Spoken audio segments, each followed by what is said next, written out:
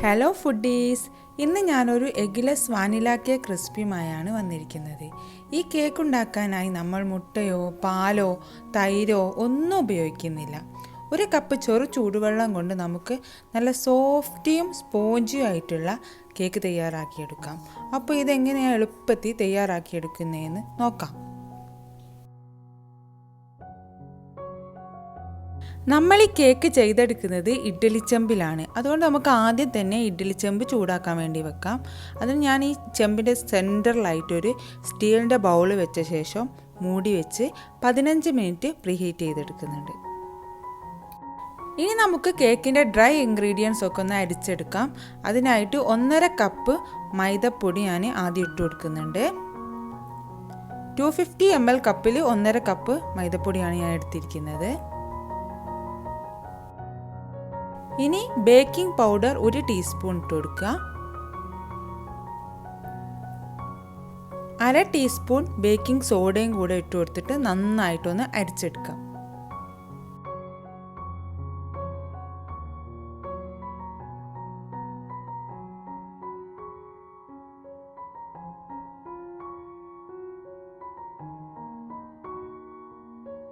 ഇത് അരിച്ചെടുത്ത് കഴിഞ്ഞാൽ പിന്നെ നമുക്ക് ഇതിലോട്ടുള്ള വെറ്റ് ഇൻഗ്രീഡിയൻസ് അരിച്ചെടുക്കാം. അതിനു വേണ്ടി ഒരു 1/4 കപ്പ് പൊടിച്ച പഞ്ചസാര ഞാൻ അരിപ്പയിലോട്ട് ഇട്ട് കൊടുക്കുന്നുണ്ട്. ഇനി ഇതിലോട്ട് ചേർത്ത് കൊടുക്കുന്നത് പാൽപ്പൊടിയാണ്. 2 ടേബിൾ സ്പൂൺ പാൽപ്പൊടി ചേർത്ത് കൊടുക്കുക.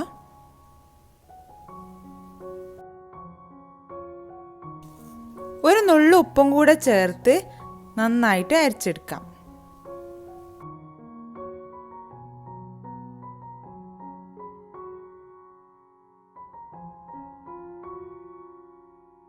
അരിച്ചെടുത്ത് കഴിഞ്ഞാൽ പിന്നെ ഇത് രണ്ടും ഒരു സ്പൂൺ വെച്ച് നന്നായിട്ട് മിക്സ് ചെയ്തെടുക്കാം. ഒരു 2 മിനിറ്റ് ഒരു സ്പൂൺ വെച്ച് നന്നായിട്ട് മിക്സ് ചെയ്യാം.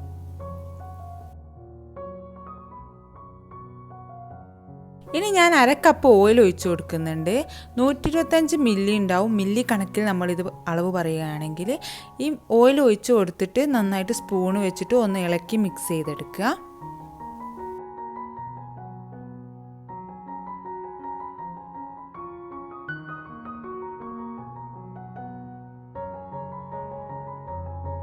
ഇനി ഞാനിവിടെ എടുത്തിരിക്കുന്നത് വളരെ നേരിയ ചൂട് മാത്രമുള്ള 1 കപ്പ് ചെറു ചൂടുവെള്ളമാണ്.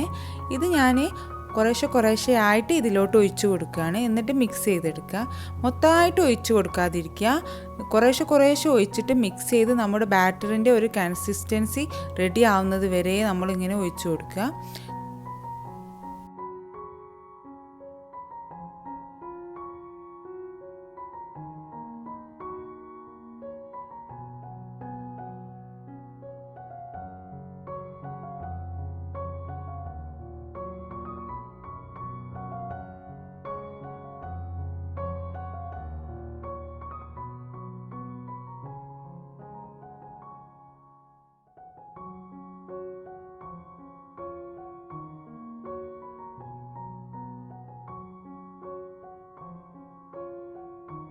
നമ്മുടെ ബാറ്റർ ഇതാ ഇവിടെ ഏകദേശം റെഡി ആയിട്ടുണ്ട്.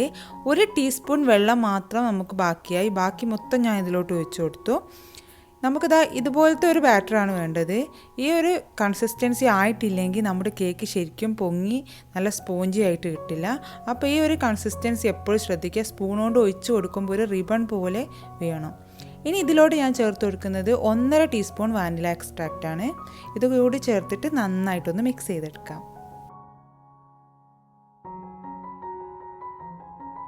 അവസാനമായിട്ട് 1 ടേബിൾ സ്പൂൺ സുർക്ക കൂടി ഒഴിച്ച് പെട്ടെന്ന് തന്നെ മിക്സ് ചെയ്ത് നമുക്ക് കേക്ക് ബിന്നിൽ ഒഴിച്ച് ബേക്ക് ചെയ്യാൻ വേണ്ടി വെക്കാം. സുർക്ക ഒഴിച്ച് കഴിഞ്ഞാൽ പിന്നെ കൂടുതൽ സമയം നമ്മുടെ കേക്ക് ബാറ്റർ വെച്ചിരിക്കാൻ പാടില്ല. നമ്മുടെ കേക്കിൻ്റെ മിക്സിംഗ് ഒക്കെ കഴിഞ്ഞ് ഇനി നമുക്കിത് കേക്ക് ബിന്നിൽ ഒഴിച്ചിട്ട് നന്നായിട്ട് ബേക്ക് ചെയ്തെടുക്കാം. അതിനുവേണ്ടി ഞാനിവിടെ ഒരു പാത്രം എണ്ണയൊക്കെ പുരട്ടി സെറ്റ് ചെയ്ത് വെച്ചിട്ടുണ്ട്. ഇനി ഇതിലോട്ട് 1 ടേബിൾ സ്പൂൺ മൈദപ്പൊടി ഇട്ടിട്ട് നന്നായിട്ടൊന്ന് തട്ടി തടവി എല്ലായിടത്തും ആക്കിയെടുക്കുക. ഇനി ഇതിലോട്ട് നമുക്ക് നമ്മുടെ നേരത്തെ തയ്യാറാക്കി വെച്ച ബാറ്റർ ഒഴിച്ചു കൊടുക്കാം. ഒന്ന് തട്ടി കൊടുക്കുക. എന്തെങ്കിലും എയർ ബബിൾസൊക്കെ ഉണ്ടെങ്കിൽ പോവും. ഇനി നമുക്ക് നേരത്തെ പ്രീഹീറ്റ് ചെയ്ത് വെച്ച ഇഡ്ഡലി ചെമ്പിൽ വെച്ചിട്ട് ഒരു 40 മുതൽ 45 മിനിറ്റ് വരെ ബേക്ക് ചെയ്തെടുക്കാം. ഈ ഒരു സമയത്ത് വേണമെങ്കിൽ നമുക്ക് എന്തെങ്കിലും ഗാർണിഷൊക്കെ ചെയ്യാം. ഞാനിവിടെ കുറച്ച് ടൂട്ടി ഫ്രൂട്ടി ഇട്ട് കൊടുക്കുന്നുണ്ട്. കേക്ക് ഉണ്ടാക്കുന്ന സമയത്ത് എപ്പോഴും ശ്രദ്ധിക്കേണ്ട മറ്റൊരു കാര്യമാണ് ഫ്ലെയിം.